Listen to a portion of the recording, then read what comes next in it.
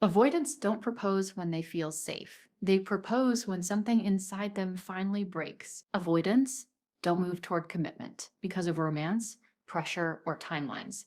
Those things rarely penetrate their emotional defenses. What moves them is far more unsettling. The moment avoidance itself stops working, for most of their lives, distance has been their protection, their regulator, the way they stay in control of intimacy without feeling consumed by it. Pulling back, staying ambiguous, delaying decisions, these strategies usually bring relief, but there comes a moment when that relief disappears, and the familiar tools no longer calm their nervous system. Instead of safety, there's restlessness. Instead of control, there's a quiet internal chaos they can't explain or escape. The moment that changes everything isn't love growing louder or emotion suddenly becoming poetic. It's the fear of loss becoming visceral, no longer theoretical, no longer something that can be managed with logic or emotional numbing. Something in them finally recognizes that distance no longer guarantees access. The partner they assumed would always be there now feels less predictable, less emotionally available, less anchored to the dynamic that once revolved around the avoidance comfort. And that's when the internal alarm activates. Not loudly, not dramatically, but persistently, in a way that disrupts their sense of autonomy. For the avoidant, this experience feels like an internal collapse. The strategy that once kept them safe, staying uncommitted, emotionally reserved, non-definitive, stops delivering the sense of control it once promised. Instead of calming them, it amplifies anxiety. Instead of protecting them from vulnerability, it exposes a deeper fear they've been avoiding all along, that they are not as independent from the bond as they believed, that they can in fact lose something essential, and once that realization lands in the body, it cannot be undone. This is why proposing for an avoidant isn't rooted in fantasy or emotional overflow. It's not a sweeping declaration of romantic certainty. It's a corrective move, a way to reestablish stability when internal distance fails. Commitment becomes less about intimacy and more about containment. A proposal in that moment functions as a psychological anchor, a way to stop the ground from shifting beneath them. It promises permanence where unpredictability has begun to seep in. What looks sudden or confusing to the partner is in reality the result of a long internal erosion. The avoidant didn't wake up one day transformed. They reached a breaking point where avoidance could no longer shield them from the fear of losing access, presence, and emotional security. And when the nervous system realizes that distance no longer equals safety, it reaches for the only thing that feels stabilizing enough to stop the unraveling commitment. They pull away, expecting relief, but this time, the relief never comes. Avoidants are conditioned to believe that space is the solution to emotional discomfort. Whenever closeness begins to feel overwhelming, their instinct is automatic. Pull back, slow things down, create ambiguity, reclaim independence. For years, this strategy works. Distance brings relief. Silence feels regulating. Emotional detachment restores a sense of control over their internal world. Space becomes the tool they trust most because it always protected them from feeling trapped, needy, or only exposed. But there comes a moment when that familiar mechanism fails. They pull away the same way they always have, expecting the tension to dissolve, expecting their body to relax into the comfort of emotional distance. Instead, something unsettling happens. The calm never arrives. The space feels empty rather than soothing. The silence feels loud. The very thing that once grounded them now amplifies discomfort. This is not a dramatic realization. It's subtle, disorienting, and deeply destabilizing. Instead of relief, they feel restlessness that follows them into quiet moments, anxiety that lingers even when no one is asking anything of them, a low-grade panic that has no clear story, no obvious trigger, and no name. They may tell themselves they just need more time, more space, more freedom, but the sensations don't go away. The nervous system stays activated. Their mind keeps circling back to the same thought. Something is off, and distance isn't fixing it. This is the point where an avoidant begins to realize, often unconsciously, that distance no longer equals control. The power they once felt by pulling away has weakened. The emotional leash they believed they held is slipping. And what's most unsettling is that the discomfort isn't coming from closeness, it's coming from separation. For the first time, the absence of connection feels more threatening than its presence. When avoidance stops working, the internal logic shifts. The mind begins searching for something that can restore equilibrium. Not intimacy in the emotional sense, but structure, predictability, permanence, something that can quiet the nervous system and reestablish a sense of security without requiring deep emotional exposure.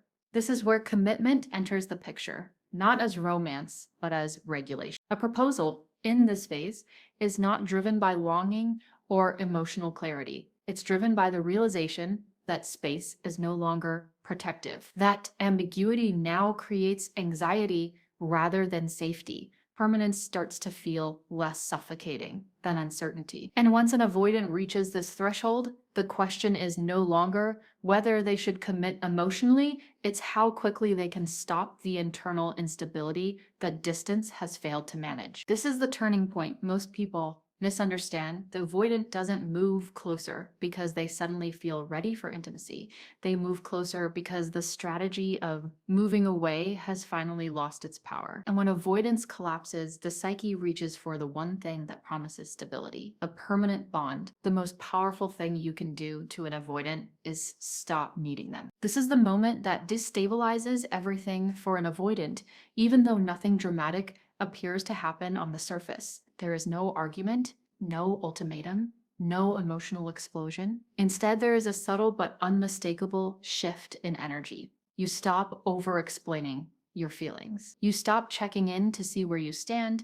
You stop bending yourself smaller, quieter, more patient, just to keep the relationship emotionally intact. And to you, this feels like self-respect, grounding, and emotional maturity. But to the avoidant nervous system, it registers very differently. Avoidants are most comfortable when they are needed, but not required to fully show up. Chasing reassures them that the bond is secure without demanding emotional vulnerability in return. When you pursue, clarify, and accommodate, they subconsciously relax, assuming that they still hold emotional leverage. Your effort becomes proof that the connection exists, even in the absence of closeness. But when that effort quietly disappears, the internal balance shifts. When you stop chasing, the avoidant doesn't experience relief. They experience disorientation. The emotional feedback loop they relied on goes silent. There are no bids for reassurance to ignore, no emotional explanations to postpone, no pressure to deflect. Instead, there is an unfamiliar absence. And that absence doesn't feel like freedom. It feels like abandonment, even if you are still physically present and emotionally respectful. This is where confusion sets in. The avoidant may tell themselves that nothing has changed, that you're simply being calmer or more independent, but their body knows otherwise. The nervous system senses a loss of control. The certainty that you will always lean in, always wait, always adjust, evaporates. And for someone whose attachment strategy depends on emotional distance, paired with guaranteed access, this is deeply unsettling. What triggers urgency isn't your withdrawal, it's your stability without them. You are no longer seeking emotional permission. You are no longer trying to earn closeness. You are no longer organizing your emotional life around their availability. And that independence activates a primal fear that the bond can exist without their participation, or worse, that it can end without their consent. To the avoidant, the shift feels like the beginning of loss, not because you left, but because you stopped orbiting. And once that realization hits, urgency is born. Not romantic urgency, not expressive urgency, but a quiet, panicked need to resecure the bond before it slips completely out of reach. This is often when they move toward commitment, not because intimacy suddenly feels safe, but because the absence of pursuit feels intolerable. Stopping the chase removes the cushion avoidance. Depends on it forces the avoidant to confront something they've long avoided. That connection requires reciprocity, and access is not guaranteed. And when that truth finally lands, commitment becomes less about choosing you and more about preventing the loss of you. They always knew they could lose you, but now they can feel it. Avoidants live with the idea of loss, not the experience of it. In their inner world, loss is conceptual, something that exists as a distant possibility rather than an emotional reality. They know logically that relationships can end, that people can walk away, that nothing is guaranteed. But because they've learned to stay emotionally detached, this knowledge rarely reaches the body. It stays intellectual, abstract, manageable, As long as the partner continues to invest, explain, wait, and accommodate, the avoidant assumes the bond exists independently of their effort. This assumption becomes the quiet foundation of the dynamic. The relationship feels stable, not because of mutual engagement, but because of consistency on the partner's side. The avoidant doesn't feel the need to actively secure the bond. They believe it's already there. Emotional presence becomes optional. Effort feels unnecessary. The connection is treated as something permanent, even in the absence of nourishment. But when your energy shifts, that illusion begins to crack. Not through confrontation or emotional withdrawal, but through a subtle reorientation of where your attention and emotional labor go. You are still kind, still present, still respectful, but you are no longer tethered in the same way. And something changes instantly on a nervous system level. The emotional tether weakens. The invisible thread they relied on to feel connected without engaging begins to loosen. The certainty that once surrounded the bond, quiet, assumed, unquestioned, starts to fade. The avoidant may not consciously identify what's wrong, but they feel it. Conversations land differently. Silence feels heavier. Your availability no longer feels automatic. And that's when the attachment alarm activates. This alarm isn't loud or dramatic. It doesn't show up as pleading or emotional confession. It shows up as internal agitation, as hyper-awareness of your absence, as intrusive thoughts about the future. For the first time, the avoidant doesn't just know they could lose you.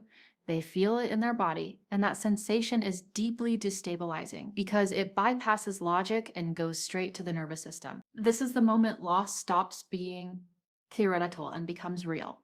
The avoidant realizes that the bond is not self-sustaining, that it requires participation, that your presence is not guaranteed simply because it existed before. And once that realization lands, the mind searches for a way to stop the loss before it fully materializes. This is where proposing enters not as a deepening of intimacy, but as a preventative measure. Commitment becomes a way to lock in certainty, to stabilize the attachment threat, to quiet the alarm that's been triggered. A proposal in this context is less about emotional closeness and more about restoring predictability. It's an attempt to make the bond permanent again before the feeling of loss becomes irreversible. Avoidants don't propose when they feel emotionally secure. They propose when emotional security is slipping away. When loss stops being an idea and starts becoming a sensation, and in that moment, commitment feels like the only move left to stop that they can finally feel happening. For an avoidant, proposing isn't romance, it's nervous system regulation. For an avoidant, commitment is rarely an emotional crescendo. It doesn't arrive after long conversations about feelings, deep vulnerability, or romantic reassurance. Instead, it shows up as a physiological solution to discomfort. When the nervous system feels destabilized, it looks for structure. And marriage, rings, and titles provide exactly that, something solid, defined, and predictable. These symbols don't just represent love to an avoidant, they represent containment. To the avoidant body, commitment signals permanence. It suggests that the bond has an official shape, a name, a boundary. Permanence reduces the internal chaos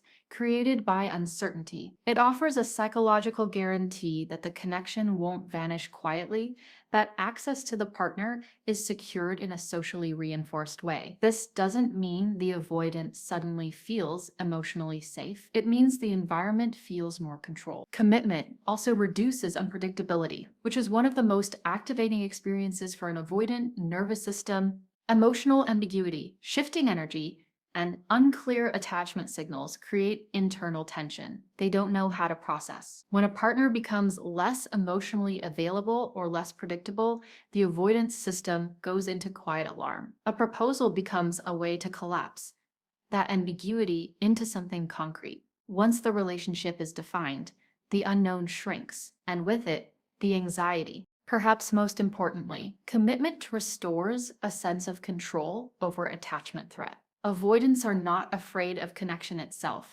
They are afraid of losing control within connection. When distance stops working and the partner no longer chases, the avoidant feels exposed to the possibility of loss. Proposing allows them to reclaim control without needing to engage emotionally. It's an action that stabilizes the bond without requiring vulnerability, introspection, or emotional risk. This is why avoidants often propose suddenly without the buildup most people expect.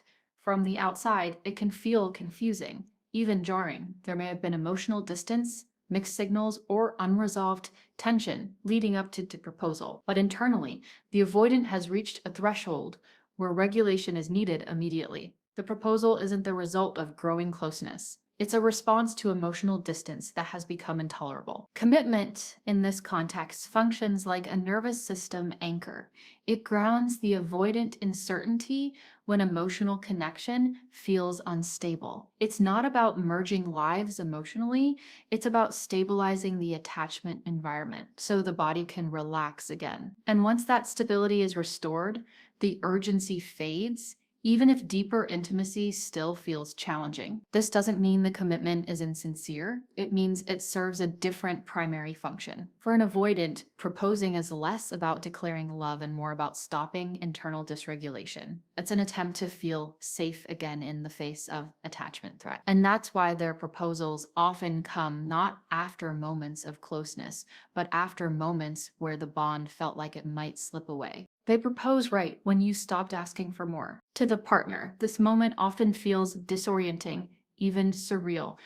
For so long, you asked for closeness, clarity, reassurance, and emotional presence, and each time the response was distance. Conversations went in circles, needs were minimized, progress felt slow or non-existent. Then, just when you stopped asking, stopped pushing, and stopped hoping for emotional reciprocity, they suddenly commit. The timing feels backward, almost cruel. It raises a painful question: why now, when I finally let go? From the partner's perspective, the pattern makes no sense. You leaned in, they pulled away.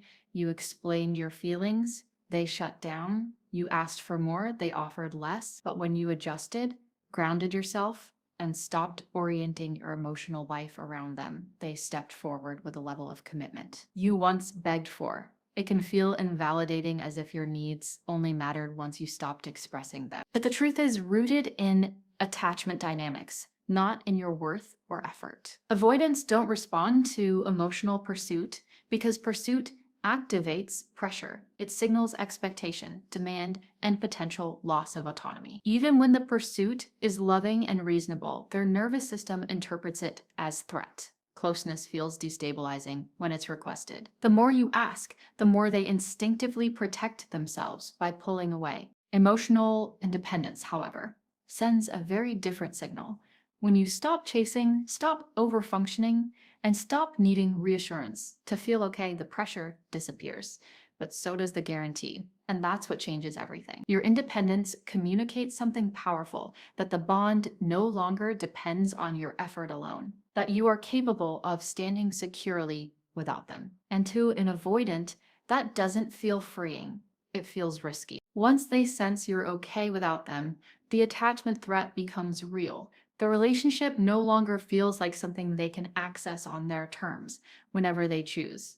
Your emotional stability removes the safety net they relied on, and suddenly the bond feels vulnerable in a way it never did before. That's when they rush to resecure it, not out of romance, but out of urgency. This is why the proposal often comes after emotional detachment rather than emotional closeness. The avoidant is responding to the loss of control, not the growth of intimacy. Commitment becomes a way to restore balance, to ensure access, to stabilize something that now feels uncertain. From the partner's side, this creates deep confusion. The reward arrives only after you stopped asking for it. Understanding this doesn't mean you should suppress your needs or perform independence to trigger commitment. It means recognizing that the proposal is not a response to silence. It's a response to your self-sufficiency, and that clarity matters, because it helps you decide whether the commitment offered aligns with the kind of emotional connection you actually want, not just the one that finally showed up. Avoidants propose when the relationship stops revolving around them. This is the truth that reframes everything. Avoidants don't step into commitment because they've suddenly healed their attachment wounds or discovered a new capacity for emotional expression. There is no overnight transformation, no sudden emotional awakening that turns distance into vulnerability. What changes is the center of gravity in the relationship. For the first time, the dynamic stops orbiting around their comfort, their timing, their emotional availability. And that shift is what makes commitment inevitable. As long as the relationship revolves around the avoidant,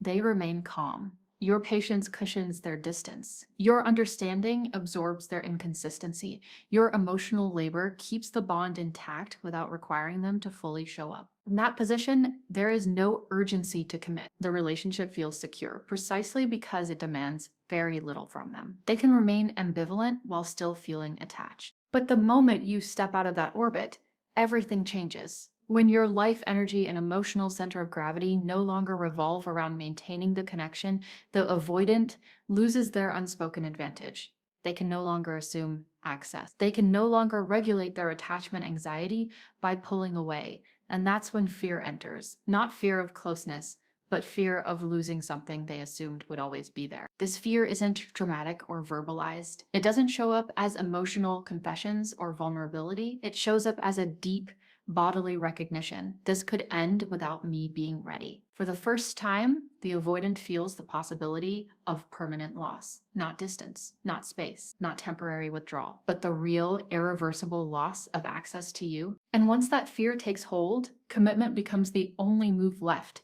Not as an expression of emotional readiness, but as a strategic attempt to stop the shift from becoming final. A proposal becomes a way to pull the relationship back into a familiar structure, to restore certainty, to ensure that the bond remains intact, even if emotional intimacy still feels challenging. This is why avoidant proposals often feel mismatched with the emotional state of the relationship. There may still be unresolved issues, unspoken needs, and lingering distance.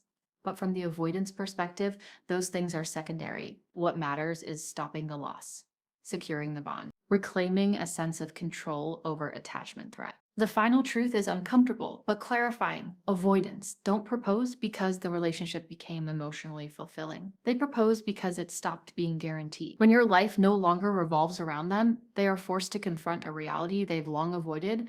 That access to you is not permanent unless they choose it. And in that moment, commitment isn't about love growing deep. It's about loss becoming real and permanence becoming the only way to keep you within reach. An avoidant doesn't propose when love feels easy. They propose when love becomes irreplaceable. For an avoidant, love feeling easy has never been the signal to commit. Ease for them often means distance, flexibility, and the absence of emotional demand. It means they can come close without consequence and pull away without cost. Easy love allows them to stay in control, to regulate closeness on their own terms, and to believe that connection exists without requiring permanence. And as long as love feels easy, there is no reason to anchor it. What changes everything is the moment love stops being optional. When the bond can no longer be taken for granted, when the partner they assumed would always adapt, wait, and remain emotionally available begins to exist fully outside the relationship. This is when love shifts from something comforting to something consequential, from something replaceable to something singular. And that shift is what finally penetrates the avoidant defenses. Irreplaceable love doesn't announce itself with emotional fireworks. It arrives quietly through absence, through changed energy, through the realization that the connection is no longer guaranteed. The avoidant doesn't suddenly feel more expressive or emotionally fluent. Instead, they feel something far more destabilizing, the awareness that this person cannot simply be substituted, delayed, or accessed later, that the bond once assumed permanent is now fragile in a way it never was before. This is the moment when the avoidance internal logic flips. Love is no longer a source of comfort alone. It becomes something that must be protected. And for someone who struggles with emotional vulnerability, protection doesn't come through closeness. It comes through structure, through certainty, through acts that secure access without requiring emotional exposure. A proposal becomes the clearest way to mark the bond as irreplaceable, even if the emotional work is still unfinished. This is why avoidant proposals often arrive after periods of distance, detachment, or emotional imbalance. Not because the love was absent before, but because its value had never been fully felt. Irreplaceability only becomes visible when loss is possible. And once that possibility is felt in the body, not just understood in the mind, commitment becomes less frightening than the idea of letting go. The closing truth is this: an avoidant doesn't commit when love feels safe, calm, or easy. They commit when the idea of life without that bond feels unbearable, when love becomes something they cannot replace, delay, or detach from without consequence. And in that moment, proposing isn't about romance. It's about choosing permanence over loss and anchoring what the heart can no longer afford to lose.